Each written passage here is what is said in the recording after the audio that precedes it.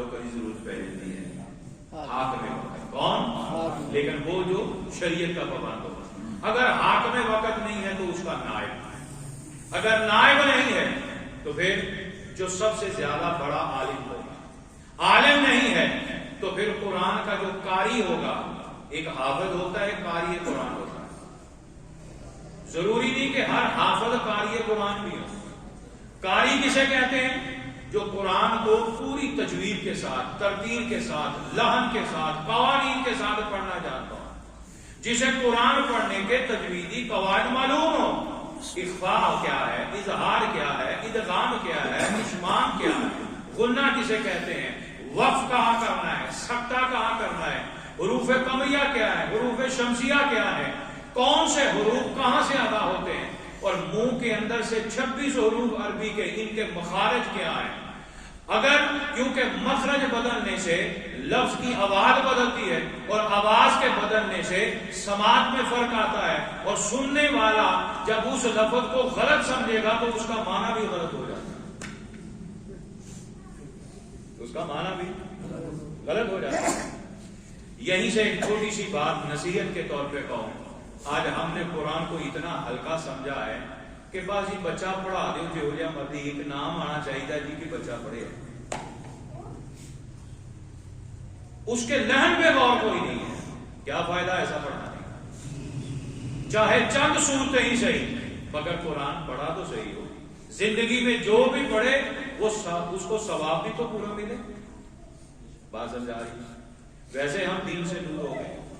ضمناً بات یاد آئی، اور یہ ہم سب کے لیے بدقسمتی کا مظاہرہ ہے، اور سوچنا چاہیے ہم سب کو. اللہ کی عزت کی قسم کھا کے ممبر رسول پر کہہ رہا ہوں، میری بات کا غصہ نہ کرنا، یہ ہماری بدقسمتی ہے. ہماری لا الہ الا اللہ محمد رسول اللہ. وہ میرے دوست آئے نہیں ہیں لیکن ان میں سے ایک بیٹھے ہیں. میں ایک دن بڑا پشیمان ہو کر سسکتی ہوئی آواز کے ساتھ کہا، اللہ کی عزت کی قسم کھا کے کہتا ہوں، ایک مرحلے ایسے آئے کہ مجھے رونا آ گیا اس بات کا کہ یا اللہ تیرا دین اس وقت اتنا محتاج ہو گیا ہے کہ تیرے دین کو مسلمانوں کے بچوں تک پہنچانے کے لیے منتیں کرنا پڑ رہی ہیں. منتیں کی جاتی ہیں، لاکھوں روپیہ لگا کر مساجد مدارس بنائے جاتے ہیں اور منتیں کرتے ہیں، لیکن پھر بھی توجہ نہیں. یہ تیرا حشر کے میدان میں ان مسلمانوں کا حشر کیا ہوگا؟ یار کس دور کے اندر پیدا کر دیا ہے، کس دور کے اندر ہمیں جینا نصیب ہو رہا ہے. آج ایک مسجد کے ساتھ یہاں شو کر دینا کہ یہاں فلاں قسم کی ڈگری ملے گی اور اس کی ڈگری کے اوپر بڑی بڑی تنخواہ ملے گی، پورے محلوں کی لائن لگ جائے گی، لاکھوں روپیہ لے کر بھی داخلہ لینا پڑے تو لگ جائے گا. اور خدا کی مسجدیں بے آباد، خدا کے دین کے قرآن کے مدارس جو ہیں وہ غیر آباد ہو رہے ہیں. یہ ہماری بدقسمتی. سوچیں اس بات. آنکھیں بند ہوگی تو بڑا کچھ پتہ چلے گا.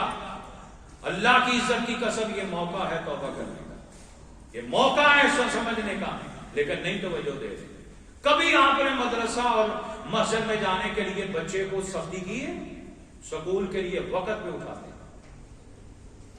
مدرسے میں جانا ہو کبھی بچے کے کپڑے کا خیال کروایا؟ وہ جیسے گلی میں کھیل رہا تھا اس کو ماں اور باپ بھیج دیتے ہیں. سکول کی بغیر یونیفارم کے کبھی بھیجا؟ کتنا تیار کرتی ہے ماں، کتنا تیل کنگھی لگاتی ہے اس کے سر پر، کتنی ٹائی خوبصورتی سے باندھتی ہے، کتنے اس کے جرابوں کو سونگتی بھی ہے، کہیں بدبو تو نہیں آ رہی. باپ غریب صحیح، دیہڑی دار صحیح، کیوں نہیں ہے؟ سکول کے بچے کے شوز نہیں ہیں. کبھی مدرسے کے بچے کے حال دیکھیں. اور جب ان کی ضروریات کے لیے لوگوں کو التجا کی جاتی ہے، لوگ اپنی غربت کا مظاہرہ کر دیتے ہیں، حالات ٹھیک نہیں. اس وقت کیا بنے گا کہ جب خدا تعالیٰ سب سے پہلے پوچھے گا میں نے تجھے اولاد دی، میرا دین اسے دیا؟ حشر کے میدان میں جب سر عام کھڑا کر کے، یہ حدیث ہے، کیا ہے؟ حضور کی حدیث ہے، ادبوا اولادکم ثلاثۃ خصال. حضور کی حدیث ہے کنز العمال میں. آقا علیہ السلام نے فرمایا جب بچہ پیدا ہو جائے تو اس کے 4 حق ہیں. کتنے؟ بیٹے کے 4 حق ہیں, بیٹی کے 3 حق ہیں. عرض کیا آقا کیا؟ جب بچہ پیدا ہو جائے 7ویں دن اس کے 4 حق ہیں بیٹے کے. سب سے پہلے اس کا حق ہے اس کا ختنہ کیا جائے, اس کا عقیقہ کیا جائے, اس کا اچھا نام رکھا جائے. کیا رکھا جائے؟ اچھا نام. اور اس کی جو ہے وہ بال جس کو چانڈ کہتے ہیں وہ اتاری جائے. بیٹے کے 4 ہیں, ختنہ بیٹی سے نکل جاتا ہے اس کے وہی 3 رہ جائیں. اور نام رکھنے میں حکم دیا اپنی اولاد کے نبیوں پر اور خدا کی صفتوں پہ نام رکھو.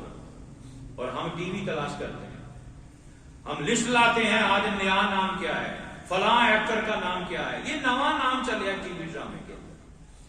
میں نے اس بچے کو پتہ نہیں ایک دن کہا تھا لوگ ڈراموں سے نام رکھتے ہیں. کل یہی بچہ تیرے لیے ڈرامہ نہ بنے تو پھر کہنا, کیونکہ نسبت کا بڑا اثر ہے.